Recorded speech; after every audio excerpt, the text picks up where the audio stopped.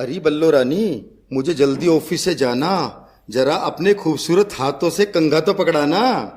ओ रंगीले रसिया, जिन जुल्फों पर इतराए झूमते हो, ये सब जानते हैं गंजे हो, विग लगाकर घूमते हो। मेरी एक विग से तुझे परेशानी हो जाती है? तेरे तो पूरा जंगल है, फिर भी 4-4 चोटियां मंगवाती है। सुनो जी, मेरी चोटियों पर ना इतराओ और एक नकली मूछें भी बनवाओ। ये सफाचट चेहरा मुझे नहीं भाता, इन पर उनको चिपकाओ। अच्छा, तेरे कहने पर पहले विग बनवाई, अब मुंह चिपकाऊं। बाल तुझे इतने ही पसंद हैं तो क्या अनिल कपूर बन जाऊं? देखा, क्या कहते हो कि अनिल कपूर दिखते हो? भाभी जी समझा दो इनको, आईना देख लें, हकीकत के आऊं आऊं शक्ति कपूर दिखते हो। अरे बल्लो, जब मैं विग नहीं लगाता था तो बारिश की पहली बूंद का आनंद सबसे पहले मैं ही तो पाता था।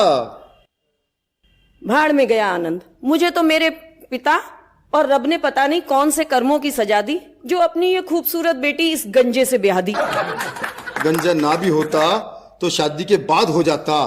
तेरे जैसी पत्नी हो तो क्या सर का एक भी बाल बच पाता? सर के बाल नहीं बचे, इसीलिए तो ये गंजा विग लगाता है, और कोई बूढ़ा आशीर्वाद दे दे तो विग उसके हाथ आ जाता। अरे बल्लो, तुझे क्या पता, गंजा पति किफायती कहलाता है, और इस चांद के कारण तेल शैम्पू का कितना खर्चा बच जाता है। खाक तेल शैम्पू का खर्चा बच जाता है, मेरा फेस वॉश तो 2 गुना लगाता है। और खुद पार्लर में जाकर कलरिंग, रिबॉन्डिंग और न जाने क्या क्या करवाती है। लेकिन मजे की बात तो ये है कि उसके बाद भी इसकी जुल्फे बरगद का झाड़ नजर आती है। अच्छा जी, ये जो जुल्फे तुम्हें बरगद का झाड़ नजर आती हैं, जरा जाकर के पूछो पड़ोसियों से, उनके दिल पर क्या गजब ढाती हैं जब ये लहराती हैं। ये पत्नियां सारा खर्चा तो पतियों का करवाती हैं और अदाएं जाके मोहल्ले भर में दिखाती हैं। तो इसमें कौन सी गलत बात है? हर पत्नी अपने घर में बस बर्तन मांजती और कपड़े धोती है, उसके हुस्न की असली तारीफ तो मोहल्ले में ही होती है। मनोज जी, ये बल्लो मेरे गंजे होने का फायदा उठाती है, खुद तो भाभी जी बनी घूमती है, मुझे छोरियों से अंकल जी कहलवाती है।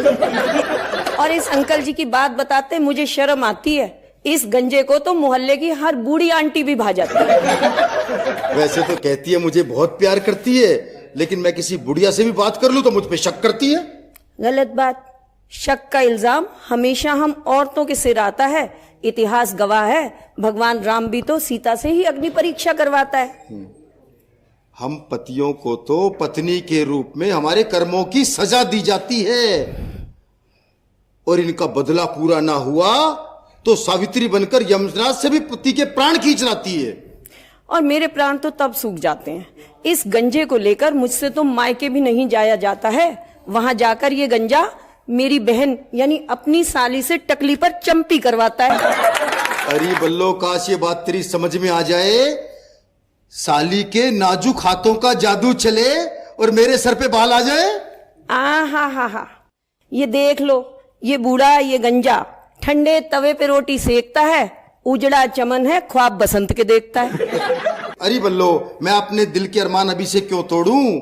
और जब वैज्ञानिक चांद पर खेती की सोच सकते हैं तो मैं अपने चांद की उम्मीद क्यों छोड़ूं? हाँ, तुम तो अपनी चांद पर क्या खूब बैठते हो, और करवा चौथ पर कोई व्रत न तोड़ दे इसलिए टोपी पहनकर बैठते हो। मैं कहाँ ऐठता हूँ, मेरा तो सदा से एक जैसा ग्राफ है। यहाँ तो पहले भी मामला साफ था और आज भी मामला साफ है। सही पकड़े हैं, तुम्हारा एक सा ग्राफ है, बाहर मैदान साफ है, अंदर भेजा साफ है। जैसा ऊपर वाला चाहता उसी की चलती है, और ऊपरी मामला समय से पहले साफ हो गया तो मेरी क्या गलती है? जी नहीं, ये गलती कॉलेज में 2-2 लड़कियों से इश्क का लिया मजा है, जब चोरी पकड़ी गई, बाल नुच गए, उसी की मिली इनको ये सजा है। ये बल्लो मुझे गंजा गंजा कह के चिढ़ाती है, इसकी माँ कम सुनती है, बहरी कह दूं तो सिर पर चढ़ जाती है। खाक सिर पर चढ़ूंगी, मैं क्यों सिर पर चढ़ जाऊंगी? वहां से फिसल गई तो अपनी हड्डियां थोड़ी ही तुड़वाऊंगी। मनोज जी, मुझे तो लगता है कि हम दो विपरीत तार आपस में जुड़ गए, और इसे झेलते झेलते मेरे तो विक के बाल भी उड़ गए।